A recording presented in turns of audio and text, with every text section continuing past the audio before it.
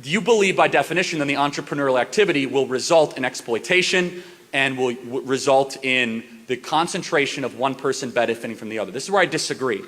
I think a portion of American economic activity, yes, is big companies exploiting or lying to people. But the vast majority of economic activity happening in America is beautiful. It's voluntary exchange of both parties benefiting. It's the local small business serving a meal to somebody in Santa Barbara. It's a local hotel that is able to have somebody with a great experience. It's somebody that starts a taxi cab company to be able to provide for their family. So I think that we bash markets way too over generally, and I would love your thoughts on that. Do you agree that most economic activity in America is probably done voluntarily and is actually beneficial? Not anymore. I think because so much industry has gone overseas with certain trade agreements, it's you're speaking my language. Usually like very large corporations that dominate employment in America. So I don't think small businesses are doing very well, especially after the pandemic. No, that's true. I don't think they're doing well, but I think still the volume of economic activity is largely not rooted in exploitation right now in America. What do you think about that? What's up, YouTube? Hope you guys are feeling good. My name is Elario, and today I'm back with a new video I want to check out with you guys. This is called Charlie Kirk Debates Marxist College Student.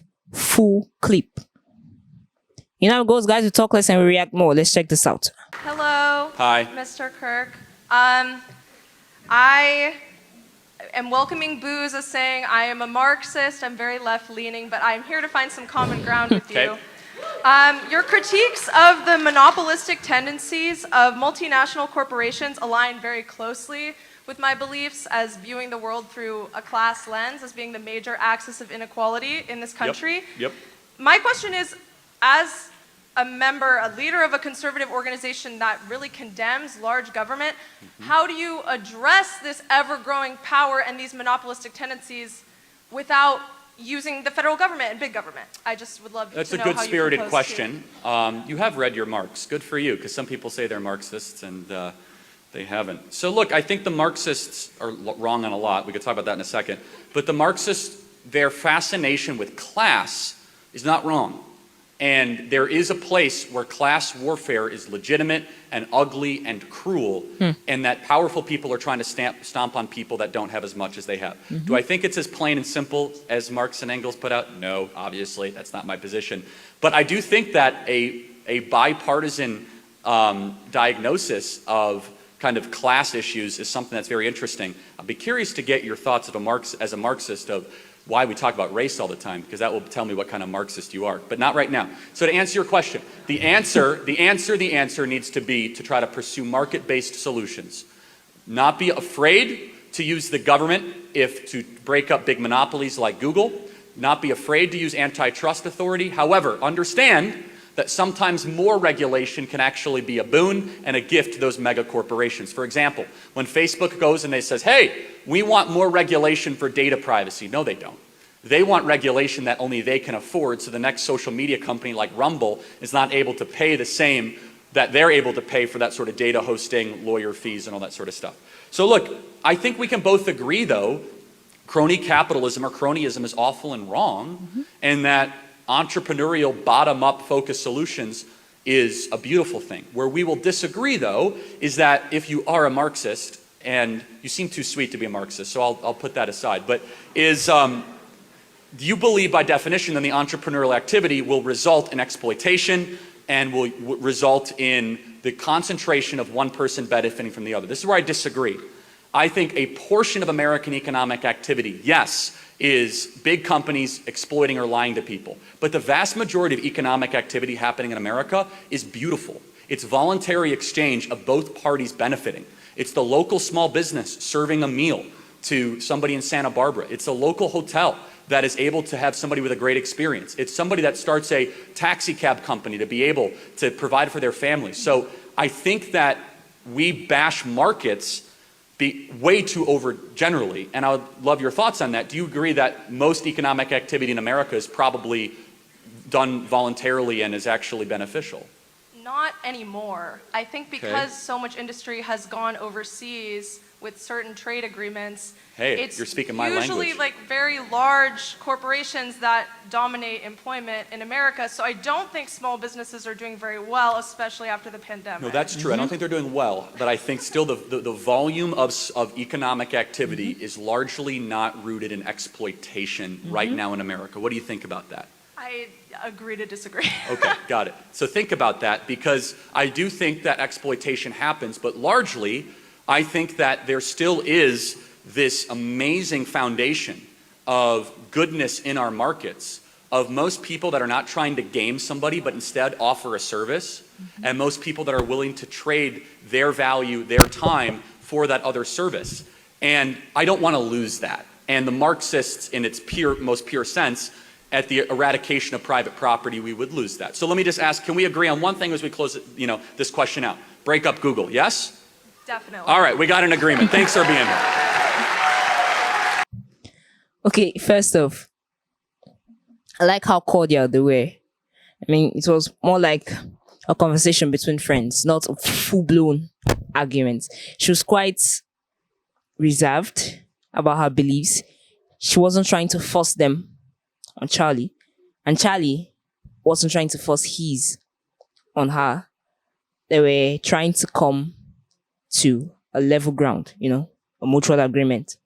And this was super nice just watching them both. I really loved this clip. At the beginning when she said she was a Marxist, she said she's expecting a lot of boos and all that. But the minute she said it and explained herself, I mean, she actually got an ovation, an applause. Yeah, they clapped for her. And that was super nice. It shows that these guys don't really discriminate as much as people think, Okay, now down to her question on how the big companies or the rich are exploiting the poor and why everything should be equal and all that. If everyone has equal rights in a society, the society won't be balanced.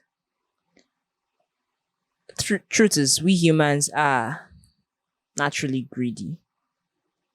You don't expect big firms or big names in a country to actually share equal rights with an upcoming firm or a small one. Mainly because they don't really perform the same function. Even if they do, one is on a very large scale and one is on a very small scale. So that aspect of equal rights, it's not really going to balance, in a society, there must be the rich, the middle class, and the poor. Now, what Charlie is driving at is you can't see a sophisticated restaurant in a rural area. These are people that are trying to survive. Let me just put it that way. They don't really have that large amount of luxury, So these small firms are actually there to serve them. You get?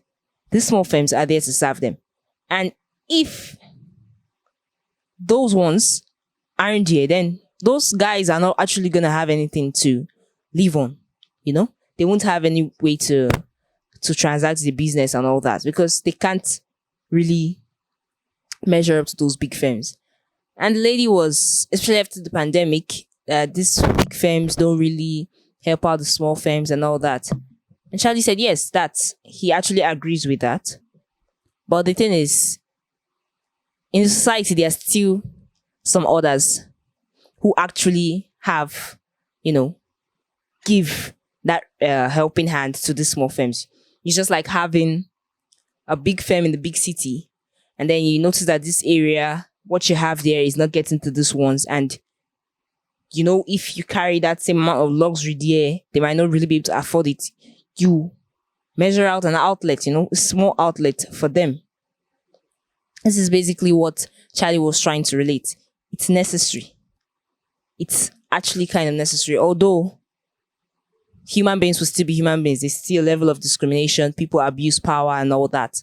But this is the unevenness is actually kind of necessary in society to keep the balance. You get. I'm pretty sure we learned a lot from this video, guys. Just tell us what you think in the comment section and leave a thumbs up at the end of this video. Thank you all for watching. Stay safe.